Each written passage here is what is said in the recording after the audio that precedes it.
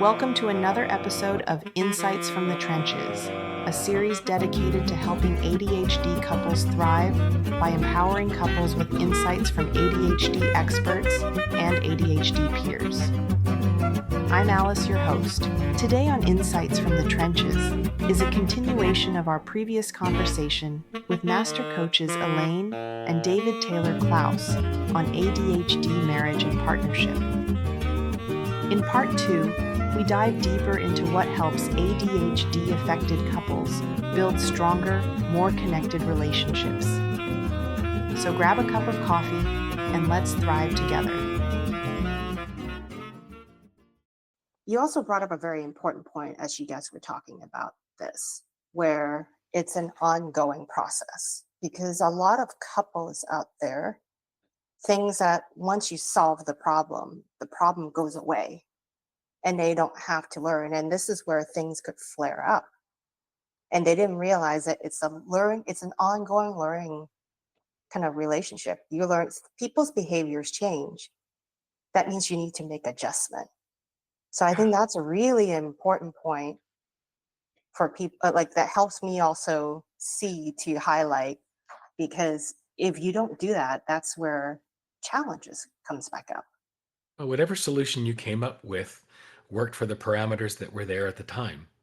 But if as things change, let's just leave it. As things change, your solutions need to morph to hit the conditions that are prevalent. Jobs change, work schedules change, children's needs change, you change physically. So school year changes. I think two things come up to me as I'm hearing that. One is, ADHD is about being constantly, always in the process of problem solving. And we live in this very solutions focused world. Here's the solution. And in ADHD land, we have to be saying, okay, here's where I want to go. Let me figure out the process to get there, because my process to get there might be different from David's, different from my son's, different from yours. And so we need to rethink ourselves from solution focus to process focus. So that's one piece. Like, we have to be in the process of problem solving, especially if we're highly motivated by novelty, because as soon as our process gets boring, we're going to want a new one anyway. Right? Because we need the dopamine to keep it entertaining, to keep things lively. So process is really important. And solutions are where a lot of people start. And we're not really, so this is not something that we fix. I don't know, when we're having this conversation, there was a big article in the New York Times by a guy named Tuff, who was kind of doing this critique of, have we gotten ADHD all wrong? And of course, we haven't gotten it all wrong, but we've missed a lot of things. Part of what we've missed is the medical model sends this message that this is something that we can cure with a pill. We cannot cure or fix this with a pill. There is nothing to cure or fix.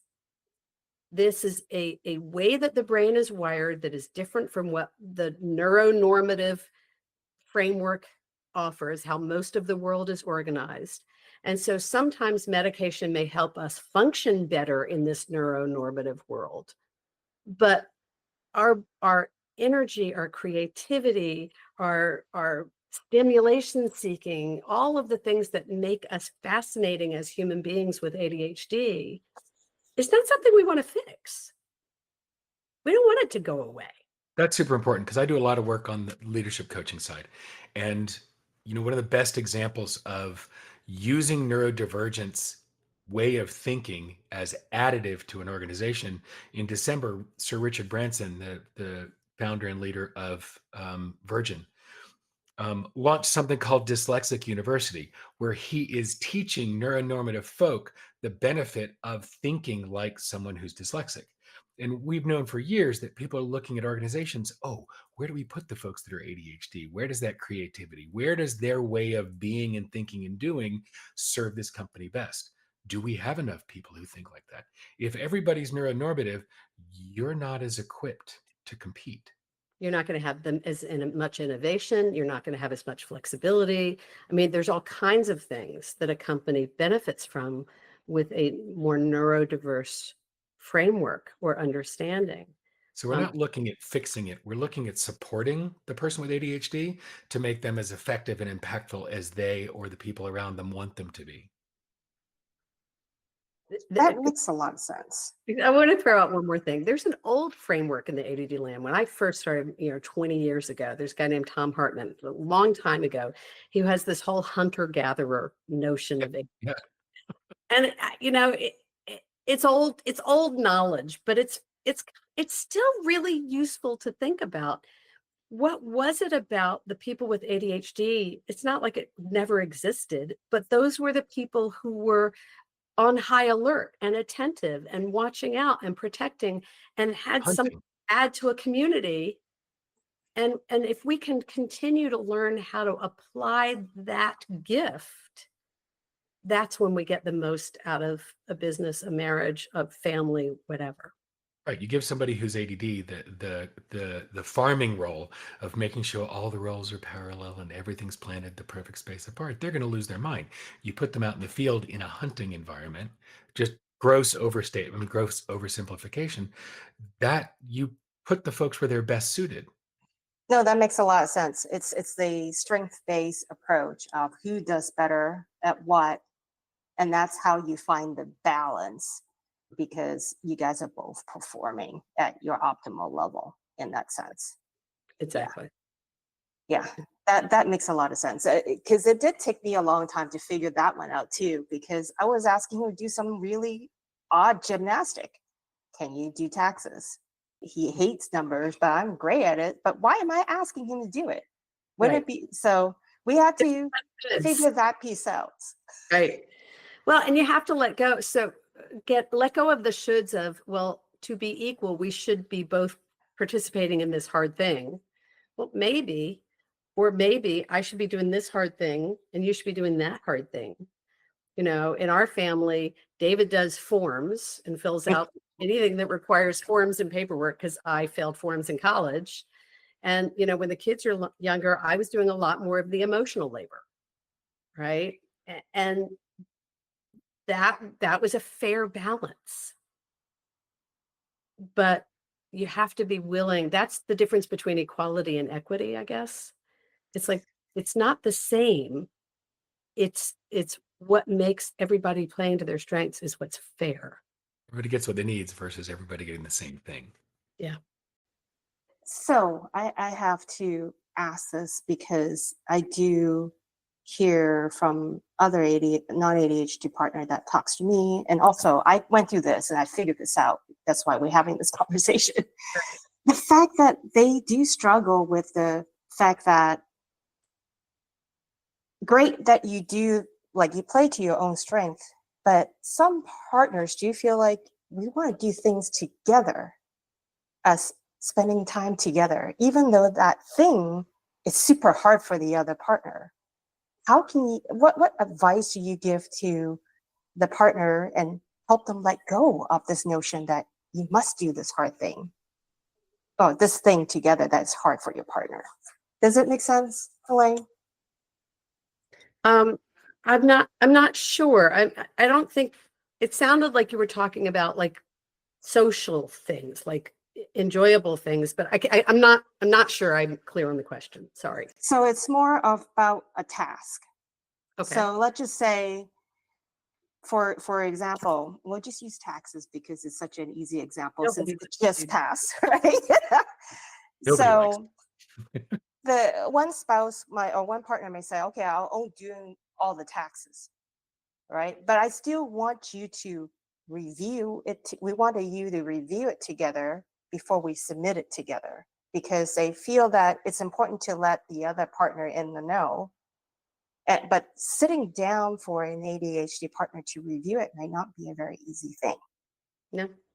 So how do you get the partner to unstuck and say your ADHD partner must review it before you submit it for taxes, as an example? So this is try to let go of, you don't have to do things together. you can do it separately. Once one person has taken the task, you can just move forward. David, I'm curious what's coming up for you. I was really eager to hear your answer too. I'll start if you want. So here's what's coming up for me is it has to do, it goes back to that notion of intention. It has to do with why. Like, do I want my partner to review it because I want their input? I want to make sure I haven't missed anything. I could use the help. I'm happy to do the heavy lifting, but I need to bounce it off you. Or am I asking you to do it because I think you should take responsibility? That's a should, right? So it really depends on the why. If David came to me, okay, because in our family it would be that way. If David came to me and said, okay, I did all these forms, but are you willing to check my work? Right? That's a whole different thing from I did all the work on these forms and now you need to go through them because you haven't had a turn. Right? There's a different energy. So it's the underlying reason for the expectation. That Right, it's the come from and the container. The come from is what are you holding? What's your intention for the conversation or for the step or for the participation? And then how do you open it up? Like Elaine said, oh yeah, I've really done the heavy lifting on this. I could really use a second set of eyes to go through it and make sure I didn't miss anything. That's different than, as you said, I did this. You should participate now. Very different come from, very different container. No, that makes sense. It does make sense in that way, because it's about I think I will look at this as before you agree to take on a task, you should, I shouldn't say should, but it will be good if you guys come together and talk about aligning the expectation and what's considered done. That helps alleviate some of the challenges of some of that struggle, in a sense. in our language, because we're both coaches, we talk about designing the relationship, designing the agreement. There's an article on the site called Relationships by Design that's about a fight David and I had once when we designed out of it. Or more than once. So the notion is that when we can, without judgment, when we can establish agreements in advance that set expectations where we are both in alignment, as you say, on those expectations and they're clearly communicated, then you're going to reduce a whole bunch of the crap that happens down the road with reaction, right? That stimulant react thing that happens. You can eliminate reaction if you front load with communication. And front loading with communication means you got to have the relationship and build the trust so that the communication is going to happen effectively, and maybe get the support to be able to have the communication until you learn how to have it well. Because communicating is complicated. And we're talking about stuff that is often very heady or triggering for people. But there's some cool conversation techniques that can help for sure. Can you share one of those communication techniques? The relationship design is the one that I was talking about. Okay. And, it's foundationally, there are kind of 3 steps to it. You start with an acknowledgement of what the other person's experience is or what they can count on you for. I call it the gift, but I get that you're working really hard on these taxes. I really appreciate that. What I want to ask is that, well, maybe I get that we need to get the taxes done, and I think you're better at it than I do. What I want to ask is, would you take the first take at it, do the heavy bit, then I'm happy to come back and check in with you and support you in whatever way you need to get it done. Does that sound fair?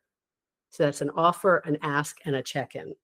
But it starts with the offer, because that acknowledgement of what your partner's experience is before you make the ask. We have a tendency to ask for things in a way that puts people on the defensive. And if we start by letting them know we see them, I get that this is going to be a big ask for you. Just that can be really powerful before you make the ask. I get that you don't want to go to dinner with my family this week. And I I really like you to go because I just need the companionship. I need somebody there with me. Would you be willing to go? Is that fair?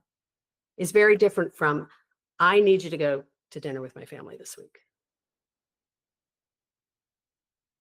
Thank you for explaining that exercise. Very cool way to look at it. It's really powerful tool. That's great. Yeah. Well, Pro tip, awesome. give before the ask works really well with kids too. Give before the ask. That's one thing I'm taking away with this. Thank you so much. So tell us, if people hear this conversation and they like to work with you, how do they contact you? David and I do something called 2-to-2 coaching. So sometimes, for very few people, we don't have a lot of clients at a time because we both have our own practices, but sometimes we'll work with a couple together. And 2-to-2 means he's working with one, I'm working with one, and then we come together, the four of us. So it's an intensive process, but it can be really impactful, so that we're able to all four come together and help improve the communication and help people talk with each other. So that's one thing that we do a little bit. But then in my work, I work predominantly with parents and professionals in that neurodiverse space. So I do a lot of work with parents, but also a lot of work with therapists and doctors and other providers who are either neurospicy themselves or do work with people in the neurodiversity space. And so you can find me at impactparents.com or through our shared company or through David's company, dtkcoaching.com. All the social media platforms at DTK Coaching. Website is dtkcoaching.com, as Elaine said. So for me, most of my work is with entrepreneurs and senior executives that have already figured out that the next way to get better at doing what they do is to get better at being who they are at their core. And so I do a lot of work with leadership from that perspective. That's great. Thank you so much. It was a pleasure having you guys here. It was great talking to you. Thanks for having the conversation.